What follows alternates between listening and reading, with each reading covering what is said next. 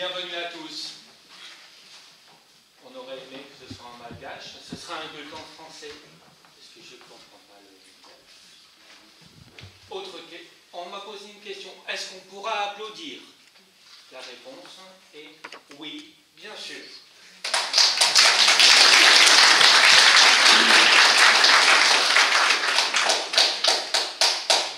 Bien-aimés, vous l'avez sous les yeux. Je vous demande juste un instant de prière. Que la grâce de notre Seigneur Jésus-Christ, l'amour de Dieu le Père et la communion du Saint-Esprit soient avec nous tous.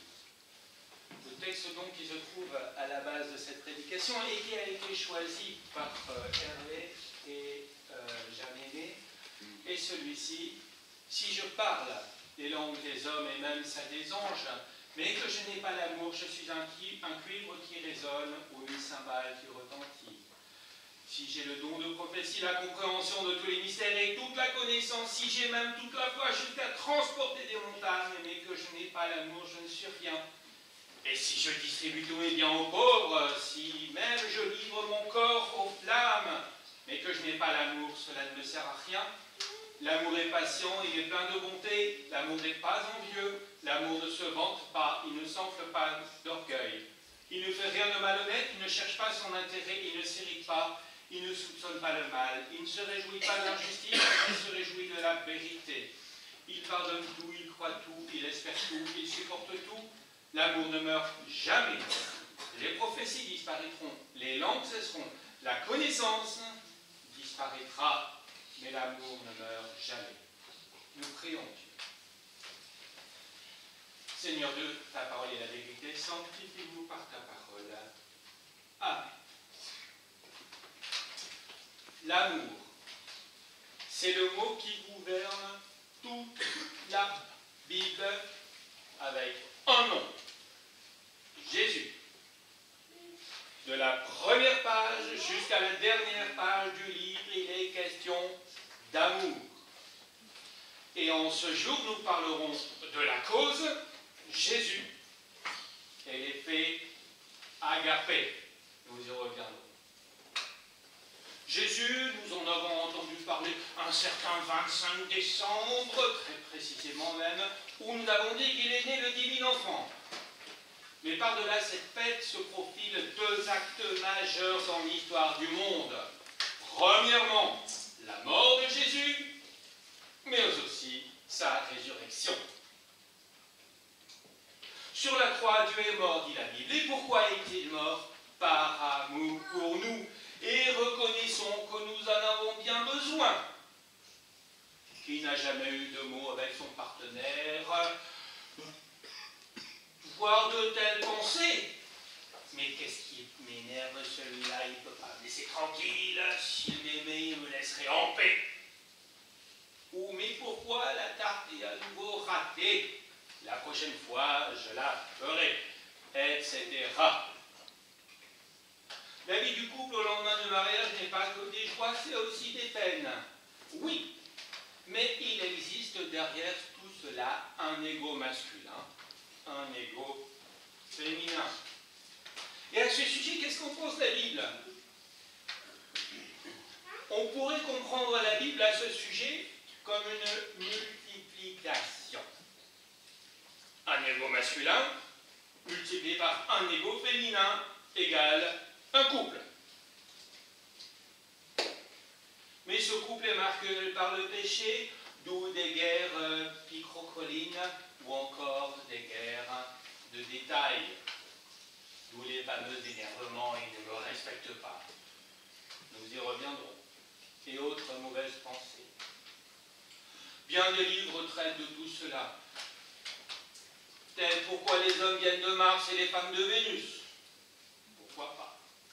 Mais il faut aussi chercher avec Jésus à se corriger. Et Jésus veut faire là aussi un gros travail dans notre cœur. Tout en faisant établir cette différence entre le caprice et le défaut. Mettre le couple sous le regard de Dieu, c'est d'abord chercher son pardon et lui demander de nous aider en cherchant la complémentarité. De nos jours, il le fait bien volontiers. Lorsque l'apôtre Paul a écrit son texte, les choses étaient complètement différentes. Autrefois, la femme s'occupait plutôt de la maison et l'homme du champ, avec les animaux.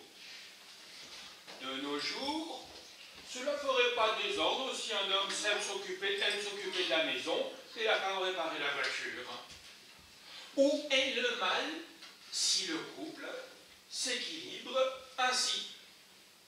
Si la complémentarité s'établit ainsi. L'apôtre peut le dire ainsi: l'amour est patient, il est plein de bonté, l'amour n'est pas envieux, il ne se vante pas, il ne s'enfuit pas d'orgueil, il pardonne tout, il croit tout, il espère tout, il supporte tout. Le couple s'efforce toujours de mettre Jésus et son action, l'amour, au centre du couple. Alors là, évidemment, vous reconnaîtrez qu'un pasteur prêche là pour un mariage à 3.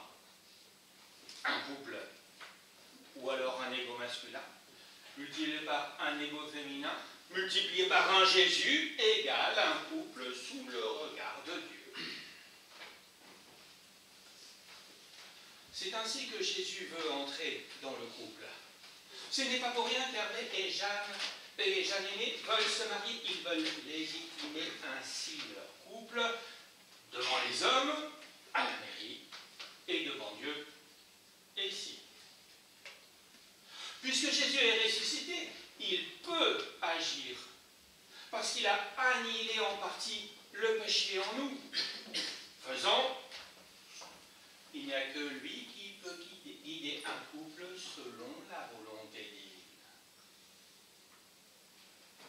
Nous avons parlé de Jésus dans notre vie. Méditons maintenant sur les 3 verbes aimer en grec. Le premier, erao, a donné eros, érotisme, c'est le sexe. Évidemment, un amour sans sexe est possible, mais ce n'est pas le but divin pour la sexualité. Je vous rappelle qu'il y a quand même 2 commandements qui protègent le mariage. Tu ne convoiteras pas la femme de ton prochain, vous lirez ça dans l'Exode 20. Ce texte, évidemment, ne veut pas dire qu'on n'a pas le droit de convoiter sa femme. Bien au contraire, et vice-versa. Et le deuxième commandement, tu ne commettras point d'adultère. Ce texte protège le mariage. Luther, dans le Petit Catéchisme, écrit « Nous devons nous aimer et nous honorer dans le mariage ». Sous-entendu que si l'on ne s'honore pas, on s'exclut de la volonté divine. Comment conclure ce point sur l'érotisme? La sexualité avec son partenaire doit rester un plaisir partagé. L'apôtre Paul écrit que le mari rende sa femme l'affection qu'il lui doit et que la femme agit de même envers son mari. Ce n'est pas la femme qui est maîtresse de son corps, mais son mari. De même, ce n'est pas le mari qui est maître de son corps, mais sa femme. Ne vous privez pas l'un de l'autre si c'est d'un commun accord pour un temps, puis retournez ensemble de peur que Satan ne vous tente à cause de votre manque de maîtrise. Nous avons parlé de erao, eros. Parlons du deuxième verbe grec, aimer, philéo, qui a donné en français, via le latin, filial. C'est l'amour des enfants, l'amour dans le couple, dans la prévenance, dans la politesse, l'affabilité et autres caractéristiques, le bouquet de fleurs ou les chocolats ou le restaurant, ou les 3, ou la Saint-Valentin, anniversaire et autres jours particuliers du calendrier de la vie de couple, tel le premier jour de la rencontre, etc. C'est évidemment au couple de susciter cet amour-là aussi. Le troisième verbe en grec est agapao, a donné en français agape, même si le sens a complètement dévié. En français, ça veut dire un petit repas sympa entre copains. Ce n'est pas ça du tout. Agapao, agapé, c'est l'amour inconditionnel, c'est-à-dire l'amour sans espoir de retour. C'est l'amour de Jésus. Jésus offre sa vie pour nous, en sachant que nous ne pouvons pas faire de même. Cela peut arriver dans le couple, et évidemment, il est à chercher. Mais c'est cet amour-là dont parle l'apôtre Paul. Qu'est-ce qu'il dit au sujet de cet amour-là? Si je parle les langues des hommes, et même celles des anges, mais que je n'ai pas l'amour, je suis un cuivre qui résonne, ou une cymbale qui retentit. Si je suis le plus grand linguiste des hommes et des anges, et que je n'ai pas l'amour, je suis du bruit. Si j'ai le don de prophétie, la compréhension de tous les mystères et toute la connaissance, si j'ai même toute la foi jusqu'à transporter des montagnes, mais que je n'ai pas l'amour, je ne suis rien. Si je suis le plus grand savant du monde, avec le plus grand QI du monde, si je sais tout, sans amour, je ne suis rien. Et si je distribue tous mes biens aux pauvres, j'aurais beau me ruiner. Si même je livre mon corps aux flammes, si je donne tout, y compris mon corps à la science pour le bien du monde, mais que je n'ai pas l'amour, cela ne sert à rien. L'amour ne fait rien de malhonnête. Il ne fait pas de coup dans le dos du partenaire. Il ne cherche pas son intérêt. Pas son intérêt. Il n'y a pas d'espoir de retour sur un investissement. Si je fais ci, on me doit ça. Ou vice-versa. Ça n'existe pas dans cet amour sans espoir de retour. L'amour ne s'irrite pas. Paul exige le maximum, il faut l'admettre, mais le couple chrétien, sans être à l'abri des irritations, s'efforce de gérer tout cela en Jésus-Christ. L'amour ne soupçonne pas le mal. Quand un partenaire arrive en retard, on ne se pose pas de questions. L'amour ne se réjouit pas de l'injustice. Hervé et Jeanne aimés dans leurs domaines respectifs continueront d'avoir à cœur d'obéir à cet amour-là. D'abord, chercher la justice. L'actualité, chacun dans votre domaine respectif, se fait largement un écho de l'injustice dans le monde, tant sur les plans extérieurs qu'intérieurs.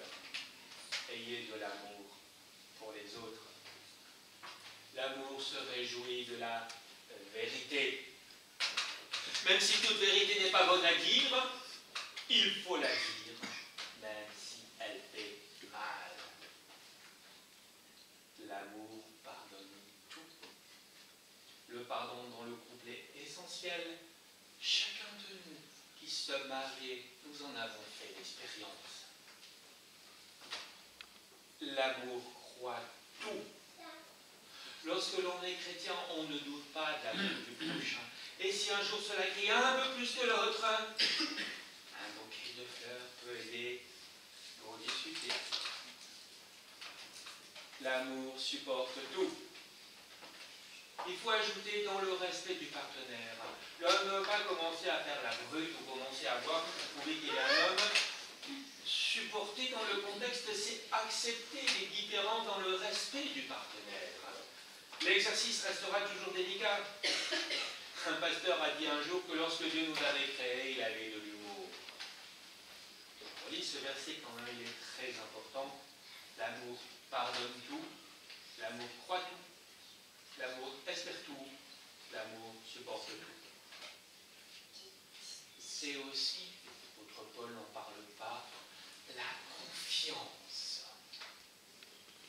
Paul réclame dans le mot aimer, l'amour inconditionnel, la confiance réciproque l'un dans l'autre. C'est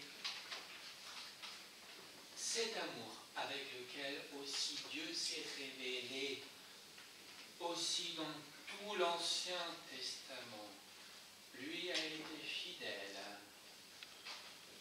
alors que son peuple était infidèle. La fidélité, mot important dans ce monde si prompt au sens, voire la lubricité. Pour Dieu, la fidélité aussi a lieu dans le mariage. Bien souvent, la sagesse populaire dit « la jalousie est un vilain défaut ». Pour une fois, cette sagesse populaire a tort. Parce que quand il y a infidélité, l'honneur du partenaire, comme l'honneur de Dieu, le mariage est l'image de l'union entre Dieu et son Église aussi. S'il y a infidélité, l'honneur de l'un des partenaires est bafoué, comme dans le mariage, l'honneur de Dieu est bafoué. C'est pourquoi aussi Dieu préconise la fidélité dans le mariage. Pour vous en convaincre, qu'est-ce qui se passe quand il y a infidélité? Il y a plein de séries télévisées qui vous diront ce qui se passe et vous réalisez que finalement, oui, la fidélité, c'est pas une si mauvaise idée. Parce qu'après, sinon, on a des problèmes. Jeanne-Aimée et Hervé ont décidé de se marier devant Dieu, devant les hommes. Puis Jésus continuait à travailler en eux pour partager leur joie et leur peine. Bon, et avant. Pour Jésus, peu importe ce qui s'est passé avant. C'est maintenant qu'il faut s'enraciner dans cet amour que lui seul connaît pleinement et qu'il veut bien offrir à chacun de nous. Comment aimer Dieu comme lui le veut? Faites cette prière toute simple. Pardon. Jésus, apprends-moi à aimer comme tu le veux. Amen. Et que la paix de Dieu, qui surpasse toute intelligence, garde vos cœurs et vos esprits en Jésus-Christ pour la vie éternelle. Amen. Nous les avons bénis en ton nom. À cette heure si importante, à l'entrée du chemin qu'ils vont parcourir ensemble en face d'un futur qu'ils ignorent, ils ont besoin de demander ton aide et se remettre avec confiance entre tes mains paternelles. Donne-leur l'assurance que tu prendras soin d'eux et que tu les garderas et les béniras. Fais briller sur eux la lumière de ton visage et que ta parole soit leur bouclier. Accorde-leur d'être heureux l'un par l'autre. Enseigne-leur d'élever dans l'amour de ton nom les enfants qu'il te plaira de donner. Fais-leur la grâce au milieu des joies et des peines de la vie de ne jamais oublier qu'ils sont sur terre pour t'aimer et te servir. Fortifie leur foi, préserve-les des désirs du monde, qu'ils te servent dans la justice, la pureté et l'amour. Qu'ils travaillent à la venue de ton règne de justice et d'amour. Fais qu'après t'avoir ainsi glorifié sur terre, ils soient reçus auprès de toi dans la demeure céleste où tu réuniras tes élus. Ô Dieu Tout-Puissant, nous les plaçons sous ta garde et les remettons entre tes mains. Bénis-les au nom et pour l'amour de Jésus. Amen.